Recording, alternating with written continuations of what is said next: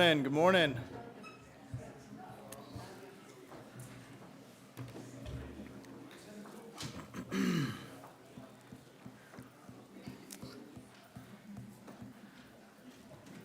I know we're a little past, and that's okay. There was a lot of good conversation going on this morning, and we miss each other. That's good to have that time and those moments. Certainly, in a lot of ways, just as important as having class together as well. We need to be a people who are invested in each other. So it's good to see you. It's good to be here with you. We're going to start in 1 Corinthians chapter 10 at the end, going into chapter 11. I don't have a lot this morning of slides. I don't have any. So because I had so few, I just went ahead and we're not going to do slides this morning with it because I have a lot that I'm trying to get through. So at the end of our points that we were making in verses 25 and 26 at the close of chapter 10, Paul has been making a point since chapter 8 for 2 straight chapters about participating in sacrificial meats and whether you eat them or whether you don't. And today we're far removed from these things, but to a pagan culture like at Corinth, that's a big deal. They want answers to this. Paul is trying to guide them, and one of the main things he's saying is it's not as simple as I have the right in Christ to eat. He's just saying it's not as simple. And so he's been going through it for 2 chapters. And we've kind of talked about some of that.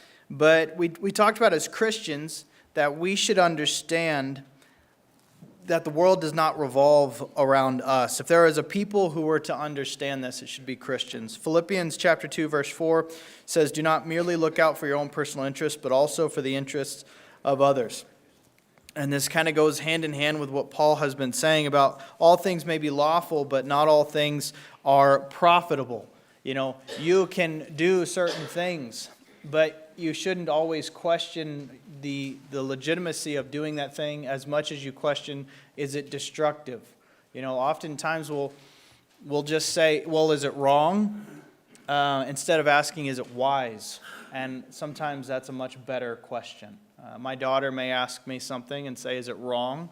Well, no, it's not wrong, but it's not wise. There's situations that you may be able to do something, but if you're not looking all around you at what effect it could have, well, that could actually make it wrong. I don't know, maybe an example would be if she asked to jump in a puddle. It's like, is it inherently wrong? No. In fact, under certain circumstances, I'd say go right ahead and jump in that puddle. You should. Go jump. Go have a fun time. But if you take that and then say, well, there's a crowd full of people, and my daughter sees a puddle, and she runs and she jumps in it, it splashes everyone, and they all say, and they just look at me, and they're like, what is happening? Well, would not be right. Why? Because you were not considering other people. It's not, you don't just take the rule and then just go with it and just say, well, is it wrong or is it right? Well, sometimes circumstances can prove that something that isn't inherently wrong can be wrong if it's doing damage or destruction to the people around you. It's just one slight example. But anyway, verse 25 through 26, finally, the Corinthians receive God-given instruction on how to handle this particular situation. Eat anything that is sold in the meat market without questioning, without asking questions for conscience sake. For the earth is the Lord's and all it contains. Now, notice they did not have to refrain entirely from eating meat ever again, like Paul said he would if it helped and benefited people. He didn't say they had to do that. In fact, his rule was, you can eat this. At the end of all this long lesson for 2 chapters, he still doesn't just say, no meat. He says, no, you can eat it. You can eat the meat sold, anything sold in the meat market without asking questions for conscience sake. For the earth is the Lord's and all that it contains. So eat anything that's sold in the meat market. That would be where sacrificial meat is. But do so without knowing where it came from. It means don't go around asking questions. about it. Verse 26 makes clear why they can do that. God has permitted that animals he's put on the earth is ours to eat under the new covenant. 1 Timothy chapter 4, 4 through 5. But he goes on in verse 27 to 29, if one of the unbelievers invites you and you want to go, eat anything that is set before you without asking questions for conscience sake. But if anyone says to you, this is meat sacrificed to idols, do not eat it, for the sake of the one whom informed you, and for conscience sake. I mean not your own conscience, but the other man's, for why is my freedom judged by another's conscience? He informs them that if an unbeliever in Corinth even invites one of them to eat a meal at their house, meaning there's high possibility that they are pagans and that it could be sacrificial meat, he says, you can go. Go to that dinner.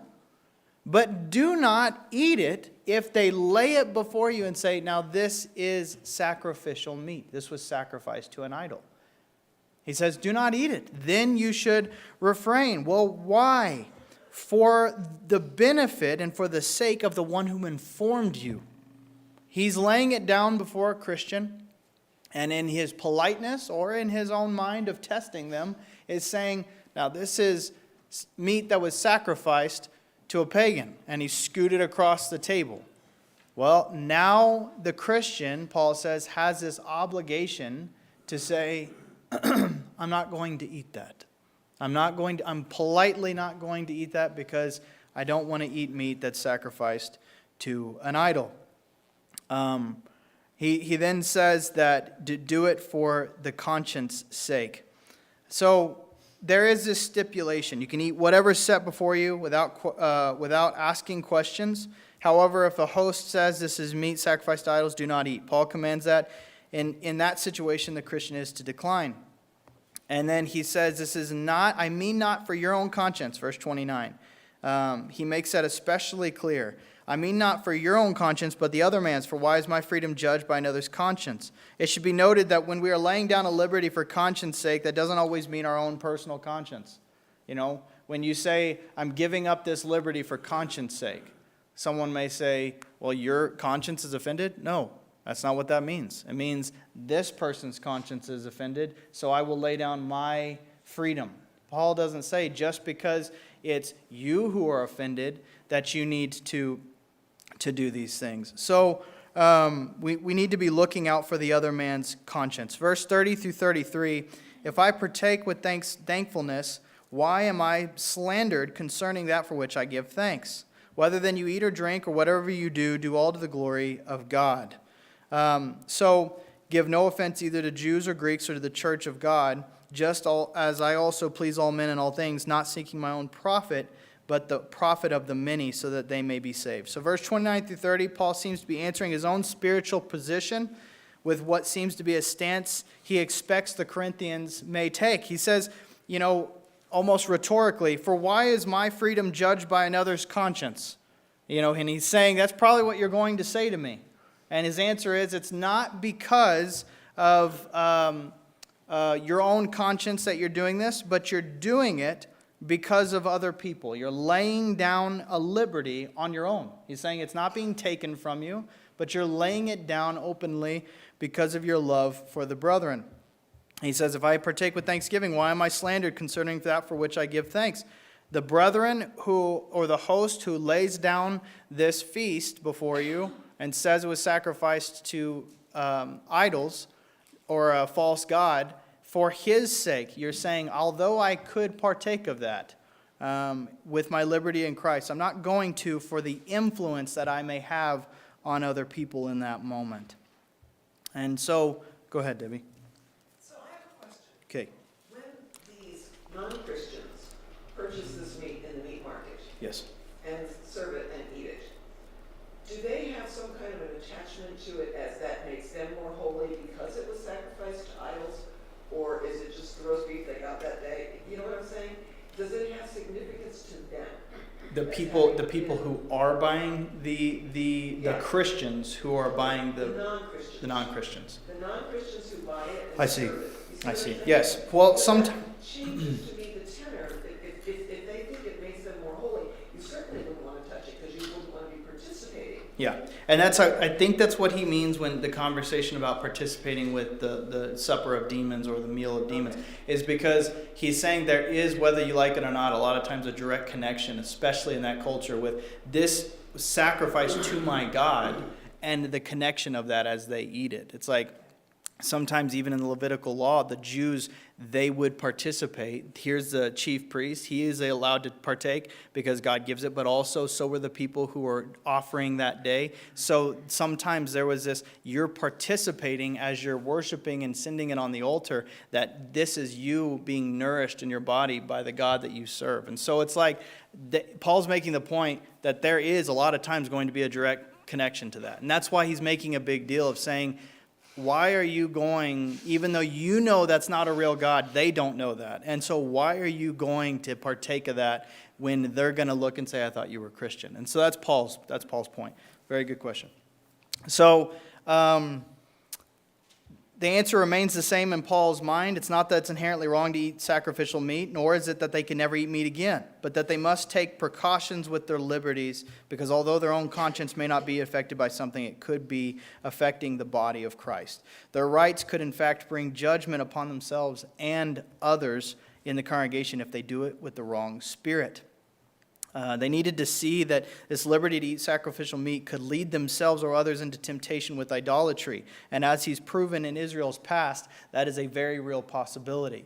That oftentimes in Israel's past, playing around with paganism, being invited to with pagan neighbors to join a feast, has led to the demise of God's people. He's saying sometimes even just food and drink, whether you know it or not, can lead to your destruction. It's happened in Israel's past. So be warned of these things. Be knowing of these things so that you can make sure to avoid those kinds of attitudes.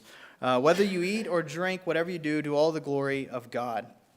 That becomes his simple and profound advice through 2 chapters of trying to work them through this, work them through it in a mature way, in understanding both positions. Whether then you eat or drink, whatever you do, do all to the glory of God. Go ahead, Ken.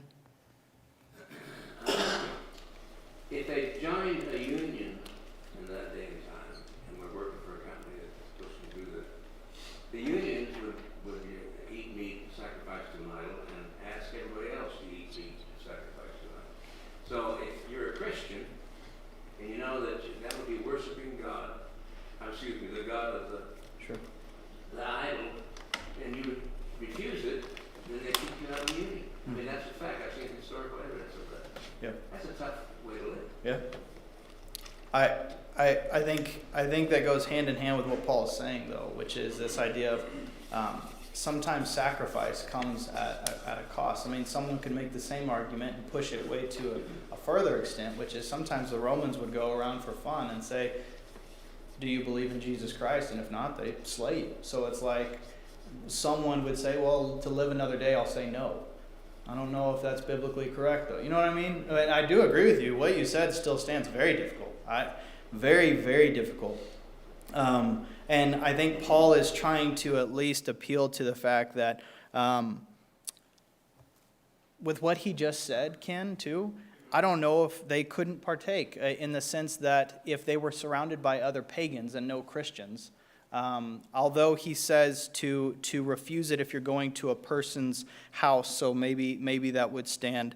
But it's interesting to me that they would actually say it out loud that it was offered to idols instead of just being pagans and just serving a meal. But when Daniel... It was a special meal that unions had. Interesting. They didn't call them unions. I forgot what they called them. I figured, but that makes sense. That's interesting. A special meal honoring the God that they were eating the meat for. That would make sense for sure. So no matter who's a Christian, who isn't, if you eat it, and if you are a Christian, if you're not telling anybody, then you got to work with God on that one. Yeah, it's a tough position. I think it goes hand in hand with sometimes there's a sacrifice to our Christianity. Go ahead. I personally have been in situations where with non-Christians, and they'll tell me something about that would be contrary to my belief system to see how I would react. Yeah. Right? It's their test to see how much are you really true exactly about what you believe. And in those cases, you want to stand up Amen. for that truth. I agree with you. And you know what? It's all rubbish in the end anyways, because my hope is in someplace else besides this world. That's right. And I'm more than willing to give up being sacrificed to idol if it gives me the opportunity to give God the glory. Amen. I really think that's the tone of what we see here, and what we see Paul doing in his personal life all the time is a willingness to say, so be it. You know, the influence he would have in that moment that they say, well, then you're fired, but he has glorified his God, would be worth it in the minds of Paul and should be worth it in our minds. Not to say it's not hard. It is hard. It's very difficult.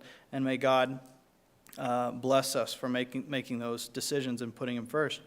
Okay. Very good. So chapter 11, verses 1 and 2. Be imitators of me, just as I am also of Christ. After Paul just told them that he pleases all men in all things, not seeking my own profit, but the profit of many, so that they may be saved. Verse 33. He is now telling the Corinthians to act as he acts.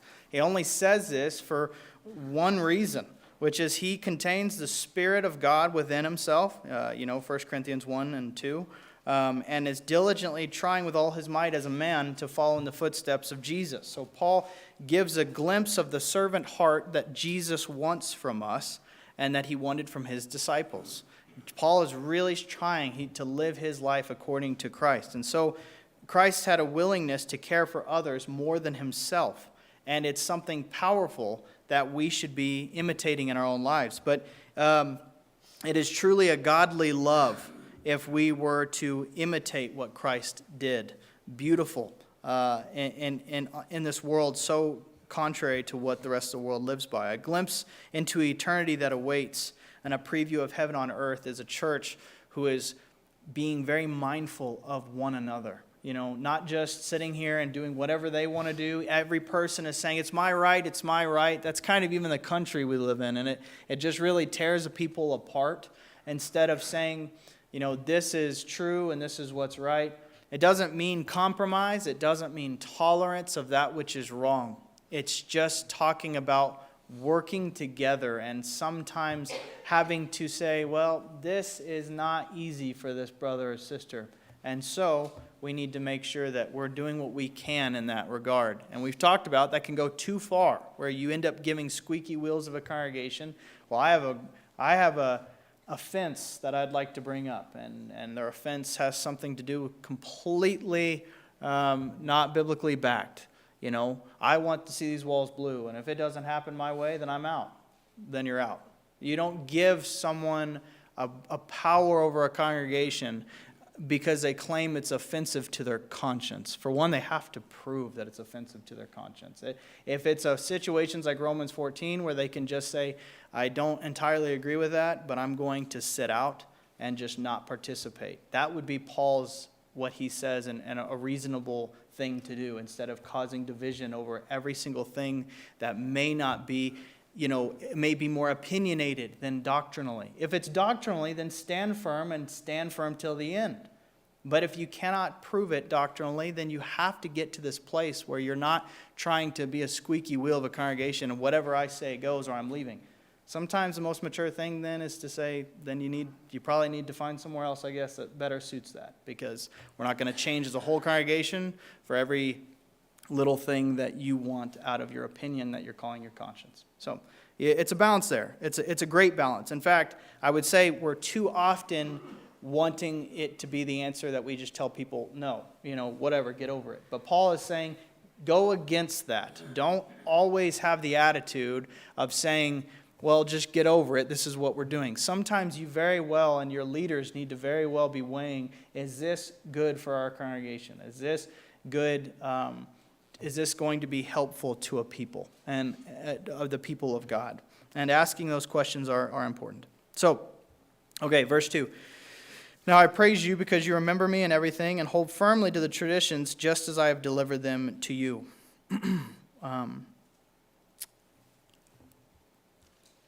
So what the brethren meant to Paul was obvious throughout this letter and the second one he pins. He was their spiritual father in the gospel. And he wasn't just anyone. He was an apostle of Christ, demonstrating the power and authority of an apostleship, 1 Corinthians 2, 4-5. For this reason, he's often instructing the churches he's writing to, like Thessalonica, that he expects them to keep the traditions that they have received from him. 2 Thessalonians 2:15. It's not that he's saying, oh, you've kept the traditions of the apostles or of Paul. He's saying you've kept the traditions, the holy and divine traditions of the Lord. You know, traditions oftentimes are these things that we say are opinionated. Traditions are oftentimes these things that we say can defer and people don't always have to follow them. But there is a biblical use of this idea of a tradition that is from Jesus, or tradition that was divinely laid down. That is what you have been seeing and been told by the apostles. That's not just mere tradition that you can just throw out. He's saying that is the faith. Yeah, that's sticking to that which was first delivered to you, which you must keep. So there are principles and things which the apostles give that we have to adhere to because they're the words of Jesus Christ himself. So they're not human traditions, is a way to say that. Passed down generation to the next. They were much more than that. They were passed down from heaven by the Son of God and given to the chosen apostles by the Spirit of God. So this makes them divine tradition. Say it again. 1 Corinthians 7:17. You mentioned something. I don't know if you remember, we kind of talked about it. It says, only as the Lord has assigned to each one, as God has called each, in this manner let him walk, and thus I direct all the churches. Yes, absolutely. Absolutely. So, very good. So now, with the time I have left, which is not nearly enough time, we're going to cover head coverings. The first 16 verses of chapter 11 are a doozy. They're a doozy. It's going to take, it should take every bit of the time I have left and probably more, but we're probably just going to cover it all today. I'm going to do a lot of reading, and then if you want, you can raise your hand and comment. I'm not stopping you from doing that, but I'm going to try to get through a lot of this, and then at the end we'll kind of put it all together, because it's really about 16 verses that are just, there's a lot here. And I will tell you right now, this is something you need to personally study. This is something you need to really, within your own mind and your own study, have firmly held. But we're gonna go through some of this. So, verse 3-7 says, "But I want you to understand that Christ is the head of every man, and the man is the head of a woman, and God is the head of Christ. Every man who has something on his head while praying or prophesying disgraces his head, but every woman who has her head uncovered while praying and prophesying disgraces her head, for she is one and the same as the woman whose head is shaved. For if a woman does not cover her head, let her also have her hair cut off. But if it is disgraceful for a woman to have her hair cut off, or her head shaved, let her cover her head. For a man ought to not have his head covered, since he is the image and the glory of God, but woman is the glory of man." So he just got done praising them for keeping heavenly traditions given to them through Paul and accepting the very word of God. And now he's going to get something straight that the Corinthians were facing, and he makes it clear that they need to hold to these God-given traditions or these God-given principles that are underlying. Go ahead, Ken. About in this text about women praying and prophesying. Women couldn't pray in their churches anyway. Yep. That was condemned. Paul says that in 1 Corinthians 14. Yep. But they could pray in small groups of women. They could pray in the temple, in the court of the women. Yep. And they had women prophets. Yep. In that day time, he confirms it. And if there's a woman who is a prophetess, if she's in the temple and in the court of the women, she started speaking because she thought she had the authority. Mm-hmm. She didn't have the authority to take off the veil. Yes.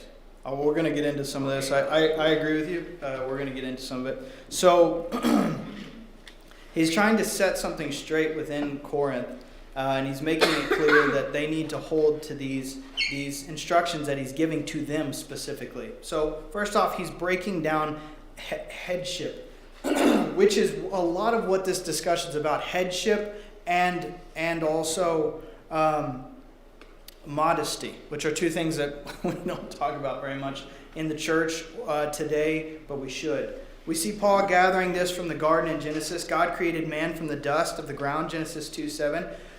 Then God saw that it was not good for man to be alone, thus creating a helper to be his helpmate, Genesis 2:18. Paul makes reference to this order of headship in 1 Timothy 2:11-13 as well.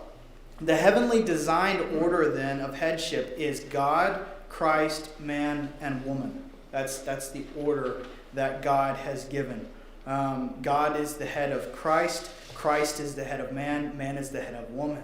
Man was given dominion over woman in Genesis 3:16. Jesus shows us that was never intended by God for man to abuse or wield in a cruel fashion. It was to be in the same tone and the same comparison as Jesus being subject to the Father, or man being subject to Jesus. How does Jesus rule over man? How does the Father rule over the Son? It is not with this wielding, irrational, unfair, unjust, cruel way.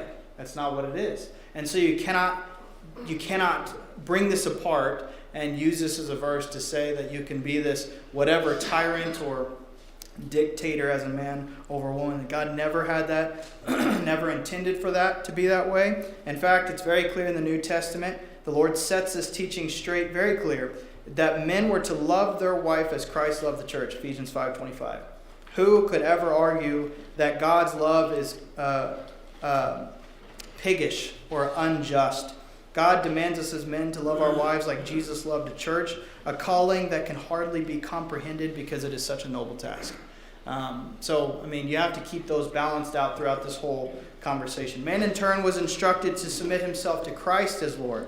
The man is to look to the Lord, and the woman is to follow him as he follows Christ, much what Paul just taught about himself in verse 2. The heavenly order, then, as we see it, is as Christ was submitted to himself to the Father, man submits himself to Christ, and woman submits herself to her man. If that's not her husband, that would be her father.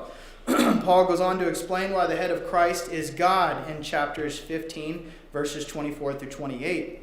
Much of it has to do with his willingness to submit to the Father while walking the earth. Paul talks about this in Philippians 2, verse 7. But what it has to do with is his temporary humanity. Jesus could not be subject to the Father if he never put on flesh, because they're the Godhead. And so what is going on here is that when he put on flesh, he temporarily had this humanity, and with his flesh, he then was able to subject himself to the Father. And Paul goes into that in Philippians 2:7. This is also an argument that needs to be made very clear. Subjection does not equal being inferior, because Jesus was subject to the Father. It did not make him less than the Father. That needs to be crucially on your mind. Just because you're in subject to something does not make you lesser or of lesser value. That's important and needs to be known. So verse 4, every man who has nothing on his head while praying or prophesying disgraces his head, but every woman who has her head uncovered while praying or prophesying disgraces her head, for she is the one and the same as the woman who has her head shaved. So the way Paul starts off verse 4 implies that this was openly known to them in Corinth. This is something that they knew. This is not something he's teaching and that they're shocked about, like you may be at this very moment. It's something that they looked around and was their daily life. It was their daily culture. It was something that needed no explanation because they were living in it every day. It was only bringing clarity, not confusion. So that's something that needs to be understood here. It seems that covering the head in Corinth at the time of Paul's writing showed something, both for the man and for the woman. It showed that a man was in subjection to someone. This all points to it being cultural issues, specifically in Corinth. Paul says a man's head should be uncovered since he would have been in subjection only to Christ at that time. Whereas opposed to woman, verse 5, but every woman who has her head uncovered while praying or prophesying disgraces her head, for she is one and the same as the woman whose head is shaved. He now says the opposite is true with a woman. If she does these things with a head uncovered, she disgraces her head. That's not only her own physical head, but it's also the head of her. That's what being subject to something is. It's the same word he's used. So her husband, it was a disgrace to her husband. He goes on, for she is one and the same as the woman whose head is shaved. In Corinth, covering the head for a woman was used to indicate she was in subjection to her husband. So the women of the city covered their heads as a sign of subjection. Therefore, a woman who went into public with her head uncovered was openly rebelling, or she was basically saying, I'm anyone's property. I don't belong to anyone. I'm fair game, and I'm not in subjection to any man. Now, in a culture like modern-day America, that may seem appealing or a good thing, but it's not a good thing, and it never has been a good thing. It leaves you open for much being taken advantage of and treated cruelly. If you were not in subjection to your father, you needed to be in the protection of a husband. You needed to stay within the protection of your father. That's what women would want to do at the time, because that was something that would have been their protection and what they needed, but also designated from God for what was best for them. She refused to do these things. It brought shame to herself and to her husband. Paul makes the point that when her head is uncovered, she is one and the same with a woman her head is shaved. Paul does not say this in a positive, but the negative. Apparently, it was openly known that a woman in Corinth that shaved her head was not one who you wanted to be compared with. It's like when Jesus says that you're just as bad as a tax collector. Well, immediately you'd be like, we don't want to do that. I mean, today, are there tax collectors? Yes. Is it automatically assuming that they're the worst sinners in the world? Yes, I'm just kidding. But it's different, but still, at the time of Jesus, at the time of Paul, there was a direct correlation in Corinth with women who shaved their head were actually those who were trouncing around temples and who were prostitutes. They were trying to show, like we have what's called red light district, where you know what you're going there for. People who went to Corinth knew what they were looking for when they saw a woman with shaved head. They knew what she was going to do for them if they approached her. Paul says, do not be associated with that. Don't be a Christian. Remember, he's just gone from this conversation about pagan meat. Don't be associated by looking the same as that, so that people would lump you into the same idea. In the Old Testament, shaven head was a sign of grief, Deuteronomy 21:12. But by the first century, if a woman shaved her head, it was a disgrace. Paul makes 3 points why women need to wear the covering, why they need to remain within the headship that was given by God, which was to submit to order, verse 1 through 6, which is the first argument we just went over. The second is creation, 7 through 12, and then the last is natural decency, verse 13. So next we see creation argument. For a man ought to not have his head covered, since he is the image and glory of God, but the woman is the glory of man. For man does not originate from woman, but woman from man. For indeed man was not created for the woman's sake, but woman for man's sake. Therefore the woman ought to have a symbol of authority on her head because of the angels. However, in the Lord, neither is woman independent of man, nor is man independent of woman. For as the woman originates from the man, so also the man has his birth through the woman, and all things originate from God. So because of what we just discussed in verses 3 through 6, we see that the men then ought not to have his head covered, because he is not an authority to anyone else but God in the presence of other people.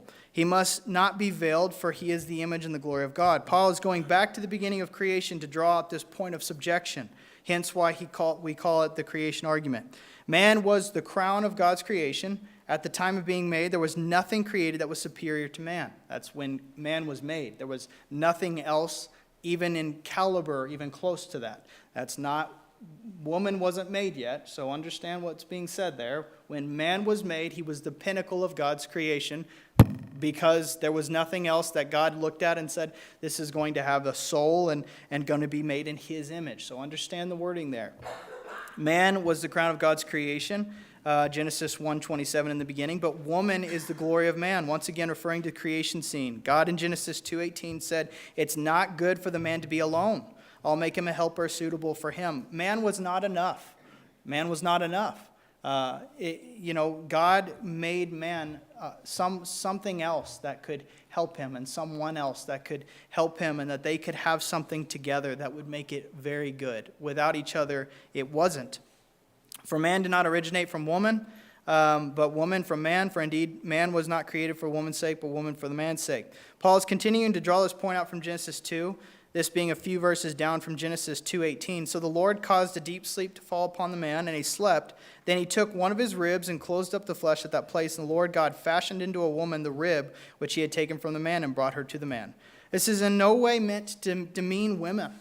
It's pointing out a God-given order from the very beginning, which is Paul's point. Therefore, the woman ought to have a symbol of authority on her head because of the angels, verse 10. Because what he just said was true, the woman must have a sign of subjection of the woman to the man, which is discussed at this time, was a veil. The way that they showed that they were in subjection to their husbands or their fathers was a veil, a covering. So the apostle is not binding necessarily the custom of the time, but the biblical principle behind the custom. Because of angels, this is a bit ambiguous or unspecific. Seemingly, they knew for sure what he was talking about. It's hard to say. Many people kind of take a stab at it with multiple speculation. I appreciated one author saying this, that it seemed to be a moral reminder to motivate modesty on the part of women so that they will show that they belong only to their own husbands or under the protection and care of their own fathers. Basically, angels know that they are subject to God, and when they look down upon things, as they look down and they rejoice when a sinner comes to the Lord, he's saying that as the angels look down and see a woman being modest and doing these things, that it is for the angels' sake that they're doing that, potentially alluding to a sign that they are acknowledging her. She's acknowledging her submission, and the angels are approving of such things. I don't know. I don't know for sure what that's pertaining to.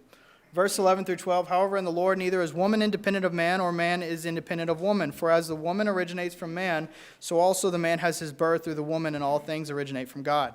After making the point that from creation man was subject to God, and that woman was subject to man, from which she came, Paul now makes it clear in verse 11 that women are not inferior or less valuable than men, but that both are equal parts that come together to form a new life and a family unit that God has blessed. It's the way God chose to populate the whole world, not by man alone, but by both. Paul makes it clear that both man and woman were designed to complement each other, not to wage this war of who's better or who's not. It's a complement to each other. God designed us this way to support and work together in our God-given roles.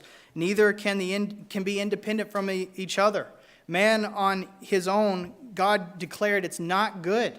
Chapter 2, verse 18. It was only until they were together, man and woman, that he declared it was very good. Chapter 1, verse 31 of Genesis. Man and woman need one another. So if you could be the most liberalized woman that hates men, you will not bring life into this world without a man. You cannot create life without a man. You came from a man and a woman. You can say all you want about those things, but you'll still need that part of the equation because God's made it so. You can be a piggish man who completely treats women horribly and looks on them as objects. You still need a woman to be able to bring life into this world. You came from a woman. It is absurd. You take all those piggish men and put them on an island, they will all die, and there will be no more. Probably for good. It's a good thing. But the whole point is, there needs to be this balance of understanding of this conversation, which is men and women need each other. From the very beginning that was shown. Paul's point is not to say otherwise. He's saying that there was this God-ordained design and role for men and women, and that they should keep within that. So in the Lord, we've all sinned and fallen short of the glory of God. All equally are no better than the other, and all equally share in the same salvation and hope of Jesus, Galatians 3:28. But this does not mean that we are without ordained roles, whether in the home or within the house of God, which is the church. God has appointed that men be the head of the home, Ephesians 5:22 through 24, as well as being the leaders in the church, 1 Timothy 3, verses 1 and 2. Due to man being created first and the woman being created for him, Paul instructed her to always show subjection to the man during worship, which in their current region was done by wearing a head covering, which is what you need to really zoom in on. In the same way, he instructed the man to keep his head uncovered to show subjection to Christ. So there's a lot that could be said here. Guyan Woods says some really good stuff about this, which I'm going to just read very quickly. It says, the church in Corinth It was required of women to worship with covered heads and men to worship with uncovered heads. The covered head, in the case of one woman, to evidence her subordination to her head, which was man, and the man to indicate his subordination to his head, Christ. Paul did not originate the custom of covered heads for women, but sanctioned a practice that was already recognized in their culture. And that while the headship relation continues, the manner by which it is indicated does not. I believe this matter is exactly the same category as the instruction of the same apostle regarding a kiss as a mode of greeting, Romans 16:16. You greet one another with a holy kiss. It was not a method of greeting which the apostle originated. He simply took what was already being done and sanctified it, made it holy as a holy form of greeting. From this passage, it's plain that it was not intended that Christians should needlessly vary from the national customs of the day. I think that's good. And he goes on to say, not the slightest thing has changed and occurred in the relationship of men and women. Both are in subordination to their heads, but they do not indicate it the same way as they did in the day of Corinth. So that's the principle here. The principle is the custom that they had at the moment was a head covering showed that they were in subject to their husbands. Okay? But today, that principle remains. We must still show that. Man must be in subject to the Lord. Woman must be subject to her husband. Children must be subject to their parents. But there's a different way in which we show it. It's not involving a head covering. People wouldn't even know half the time what that would mean if we were doing that. Whereas in Corinth's culture, they knew exactly what it would mean. His last point, very quickly, verse 13 through 16, is his natural decency argument. Judge for yourselves, is it proper for a woman to pray to God with her head uncovered? He's appealing to their supposed wisdom again, which he just did in chapter 10, verse 15, when he said, I speak as to wise men, you judge what I say. He's saying for them to judge for themselves about what was proper in this instance. It seems the common sense answer was no, that at the time it was something very apparent to them that culturally speaking, it was against the norm for a woman to have her head shaved or uncovered. It just was completely against the norm. And he's looking around, he's saying, is it not natural? Can you not see that in this time that that's completely unnormal in this culture? Verse 14 through 15, does not even nature itself teach you that if a man has long hair, it's a dishonor to him, but if a woman has long hair, it's a glory to her, for her hair is given to her for a covering. Nature has two meanings. It's either a meaning of something that's been established since birth or by birth, or something that's been established through long-standing practice. There may be a minor disagreement among believers which way he's using it, but most point out that it's a long-standing practice. It means with Greek and Roman and Hebrew, these were all people who a man had shorter hair. All these pictures you see of Jesus with really long hair, not so.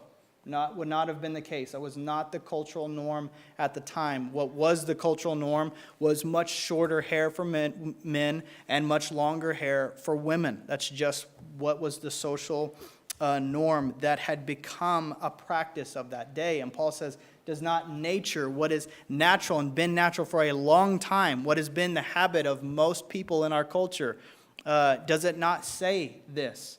Now, once again, that's not the same today that we have these same outlooks on these things. So we have to keep these things in context. Some also have used the idea of natural, that a woman's hair is more thick and can grow longer than men's if they started at the same time. Also, the tendency of going bald, women just don't go bald. You know what I mean? Like men go bald all the time and go almost completely bald, whereas women have thinner hair, but very rarely do you see a woman going bald. And so there is a natural tendency of a man to not have hair, not have a covering, whereas a natural tendency for women to remain having a covering. I don't think it's a very solid point. I think it's much more the other, which is a historical fact that it was established reality of that practice of its day. But if anyone's inclined to be contentious, we have no other practice, nor have the churches of God. Now this is where the rubber meets the road, which is he's talking about a practice. He's talking about this particular thing which they were doing. But a lot of people will say, well, we need to do this then, because he says that nor have the churches of God, that you need to be doing these things. But the practice was never mentioned anywhere else by Paul to any other congregation, which is very interesting. So there's multiple reasons that have been approached as why we don't do this today. It seems possible that Paul is talking about the leading in prophecy and prayer miraculously. Prophecy is miraculous. And Paul talks about in chapter 14, praying in the Spirit miraculously. Remember, he says when he prays, so there's in context this miraculous thing going on. And since we no longer have those miraculous gifts of the Spirit today, because he also says in chapter 13 that those will be done away with, that is not something we have to worry about anymore. The second is the particular custom of head covering was cultural and temporary because it was not instructed or repeated to any other congregation of the Lord's church. Paul makes it clear that what he was addressing and what he wanted them to keep was preached in all of the Lord's church. So to draw some logical conclusion then, what he was wanting to remain was the biblical principle of subjection, of order, of headship. That's what is preached throughout all the churches, a properness of divine order when it comes to modesty and being humble before God. So which at the time these people were showing by head coverings. It seems like a good place to mention that if you do stand that head coverings are necessary, that a head covering in that language is a veil. It is a head covering, not this little dinky band, not a little bow, not a ball cap. It is a complete covering, that if you're wanting to be consistent. And so what may be acceptable in one region is not acceptable in the other. If we were Muslims and we went over there, it would be proper for the women to cover their faces. Why? Because that is what is proper to them over there in that culture. But over here, it's not the same. It's not the same. So if you did that, it would immediately be almost immodest because you would be saying, what is that person doing? So the biblical principle of headship and subjection is the one that consistently is preached to men and women in the New Testament churches. Ephesians 5:22, 1 Timothy 2:9, chapter 3, verse 2, 1 Peter 3:3. There's always this subjection of man and woman and headship that God has ordained. But when Peter talks about it, listen to what he says.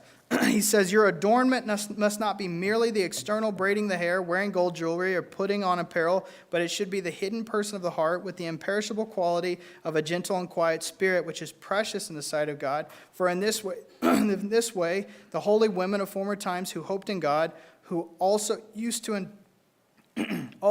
adorn themselves, being subject to their own husbands.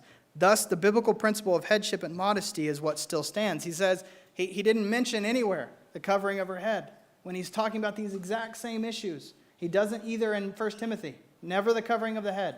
To Corinth, it meant something that it didn't mean in these other places. We got through it. Sorry I took up so much time. Thank you. I appreciate it.